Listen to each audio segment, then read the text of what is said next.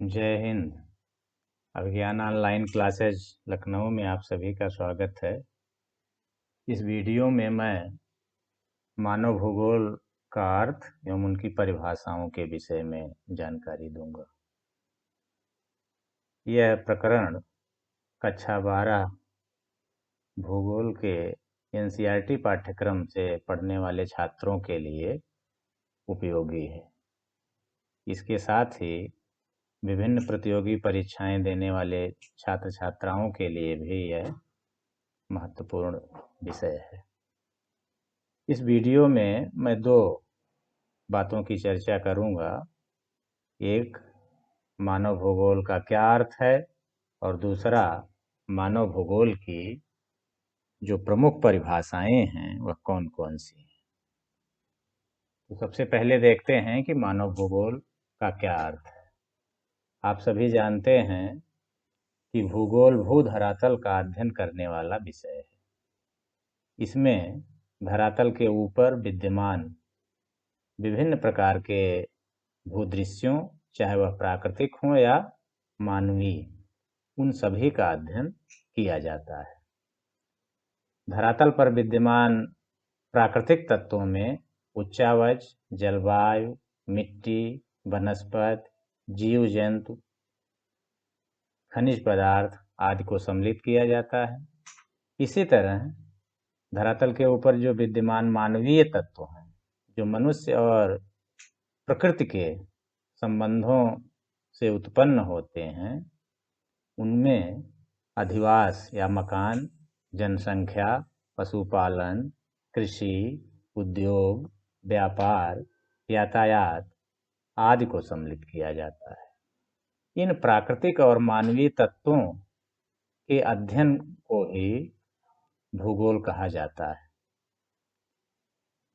भूगोल में प्राकृतिक और मानवीय तत्वों की प्रकृति के कारण कालांतर में इसकी जो दो प्रमुख शाखाओं का विकास हुआ, इसे क्रमशः भौतिक भूगोल और मानव भूगोल कहा जाता है। इसमें भौतिक भूगोल में धरातल के प्राकृतिक तत्वों का और मानव भूगोल में धरातल के मानवीय तत्वों या सांस्कृतिक तत्वों का अध्ययन किया जाता है। इस प्रकार संक्षेप में या सरल शब्दों में कह सकते हैं कि मानव भूगोल भूगोल की वह शाखा है जिसमें धरातल के मानवीय तत्वों या सांस्कृतिक तत्वों जैसे अधिवास, जनसंख्या, कृषि, उद्योग, व्यापार, यातायात, मानव संस्कृति आदि का अध्ययन किया जाता है। तो अब ये इसका भूगोल का अर्थ हुआ। अब इसकी परिभाषाएं के विषय में आपको जानकारी देते हैं। परिभाषाएं भी अर्थ की ही तरह होती हैं, लेकिन यह अलग अलग भूगोल वेत्ताओं द्वारा दी जाती हैं। तो मानव भूगोल के जो जनक हैं, रेटजल, उनके अनुसार मानव भूगोल मानव समाज और धरातल के बीच संबंधों का संश्लेषित अध्ययन है। दूसरे अमेरिकन विद्वान हैं कुमारी ईसी सैम्पुल।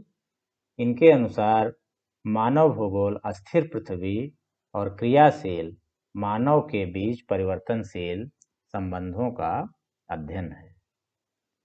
फ्रांसीसी भूगोलवेत्ता, जिसे मानव भूगोल आधुनिक मानव भूगोल का जनक माना जाता है, उनके अनुसार हमारी पृथ्वी को नियंत्रित करने वाले भौतिक नियमों तथा इस पर रहने वाले जीवों के मध्य संबंधों के अधिक संश्लेषित ज्ञान से उत्पन्न संकल्पना मानव भूगोल है।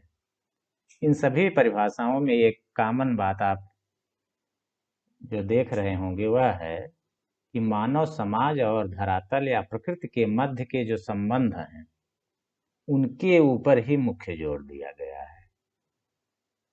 तो इसका वास्तविक अर्थ यह हुआ कि मानव समाज और प्रकृति के मध्य के संबंध का अध्ययन तो मानव भूगोल में किया ही जाता है। इन संबंध के कारण जो अन्य भूदृश्य उत्पन्न होते हैं, जिसे हम सांस्कृतिक भूदृश्य कहते हैं, उनका अध्ययन भी मानव भूगोल में ही किया जाता है। तो मानव और प्रकृति के संबंधों से क्या भूदृश्य उत्पन्न होते हैं, जैसे कृषि है, अधिवास है, जनसंख्या है, आर्थिक गतिविधियां हैं, उद्योग, व्यापार, यातायात, ये सभी मानव भूगोल के महत्वपूर्ण अध्ययन बिंदु हैं। तो इस वीडियो में इतना ही। Thank you.